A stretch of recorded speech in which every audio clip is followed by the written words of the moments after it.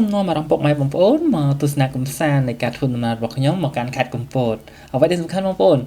តំបន់កំពង់សាមគ្គីនេះគឺនៅមិនឆ្ងាយទេគឺត្រឹមតែ10គីឡូម៉ែត្រជាងតែប៉ុណ្ណោះពេលដែលយើងធ្វើដំណើរគឺយើងត្រូវឆ្លងកាត់ភូមិឆ្លងកាត់វាលស្រែអំបិលព្រោះនិយាយចំទៅគឺផ្លែភ្នែកសម្រាប់ខ្ញុំហ្មងហើយបងប្អូនមកគាត់ផ្លែភ្នែកផ្លែអារម្មណ៍ដូចខ្ញុំអញ្ចឹងអ្វីដែលសំខាន់ពេលដែលយើងធ្វើដំណើរដល់តំបន់កំពង់សាមគ្គីទៀតគឺស្របពេលដែលថ្ងៃរៀបលិចហើយឃើញទុកបងប្អូនវិជានេសាទគាត់ទីត្រឡប់មកផ្ទះវិញគឺឆ្លងកាត់ស្របជាមួយថ្ងៃរៀបលិចគឺផ្លែភ្នែកផ្លែអារម្មណ៍កាន់តែធ្វើឲ្យខ្ញុំនេះអូយស្រស់ស្រាយចិត្តស្រស់ស្រាយអារម្មណ៍មែនតើហើយបងប្អូនឃើញហើយនេះគឺយើងធ្វើដំណើរទៅលើស្ពាន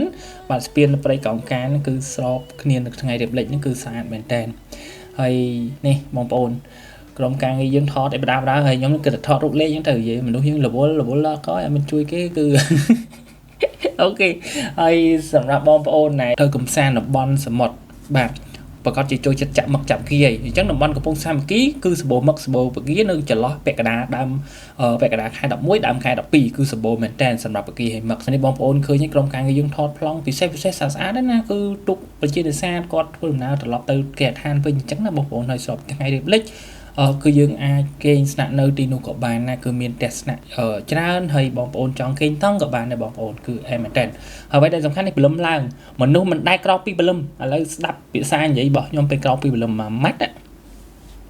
អត់ងាយក្រោកម៉ងហ្នឹងឯងបងប្អូនមកដល់ក្រោកដល់នេះអីណាក្រោកព្រលឹមឡើងឯណាមើលថ្ងៃរៀបរះអើយតែពេលយើងបានឃើញបាទដើរកំសាន្តពេលព្រឹកព្រលឹមនៃព្រៃកោងកាងពេលដល់មកដល់ពេលល្ងាចអារម្មណ៍ផ្សេងពេលព្រលឹមឡើងអារម្មណ៍ផ្សេងគឺទិដ្ឋភាពនៃសម្រស់ព្រៃកោងកាងហ្នឹងគឺធ្វើឲ្យយើងផ្លាច់អារម្មណ៍ទៅគ្រប់ពេលវេលានៃដំណើរកំសាន្តទាំងអស់នេះតែម្ដងនេះជាទិដ្ឋភាពពេលព្រឹកព្រលឹមបងប្អូនទិដ្ឋភាពគឺផ្លាច់អារម្មណ៍ឲ្យតាក់ទាញអារម្មណ៍មែនតើហើយគឺ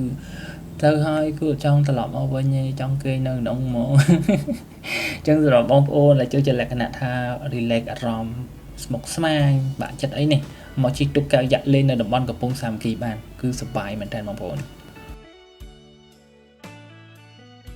នេះបងប្អូនក្រុមការងារក៏រៀបចំថតប្លង់ផ្សេងៗអញ្ចឹងណាចឹងបញ្ជាក់សម្រាប់បងប្អូនដែលមានបំណងចង់បានប្លង់ពិសេសអីអាចតាក់ទងបាទក្រុមការងារដំណើរខ្ញុំទៅដៃអ្នកបាន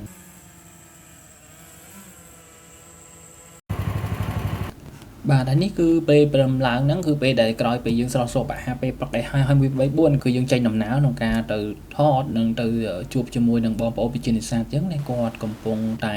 លើកមងក្តាមបងប្អូនអញ្ចឹងគឺផ្លែភ្នែកផ្លែអារម្មណ៍មួយយ៉ាងទៀតអញ្ចឹងទៅបងប្អូននេះហើយហ្នឹងហើយ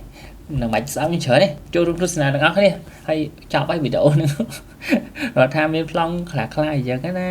និយាយលេងកំសាន្តមួយគាត់ឲ្យវីដេអូពេញបងប្អូនចង់ទស្សនាអាចចូលទៅកាន់ page ដំណើរខ្ញុំទឹកឲ្យអ្នកបានគឺមានប្លង់ពិសេសច្រើនជាងនឹងទៀតបងប្អូនហើយសកម្មភាពមានច្រើនជាងនឹងទៀតបាទអញ្ចឹងអរគុណច្រើនជួបគ្នានៅវីដេអូក្រោយទៀតបាយបាយតើហើយនឹងញោមឆ្លើយឲ្យទៀតថាទៅយកចេកឲ្យទៀតអូនឡើងមកអីហេឡូអៃដលលើនេះនេះ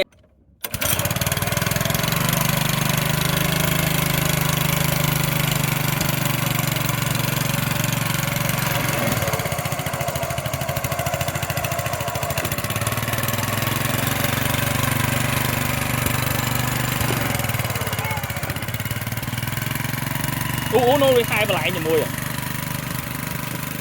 វីដេអូនេះអបបឋមដោយ Reading ម៉ូតូទំនើបមានសេវាកម្មទិញដាច់បេកដូរនិងបង់រំលោះលឿនរហ័សទាន់ចិត្តឯកសារងាយសម្រាប់ពុកម៉ែបងប្អូនដែលមានបំណងចង់បង់រំលោះម៉ូតូបង់ផ្ដាច់រួចហើយតែនៅមានបញ្ហា CVC អាចទំនាក់ទំនងមកកាន់លេខទូរស័ព្ទផ្ទាល់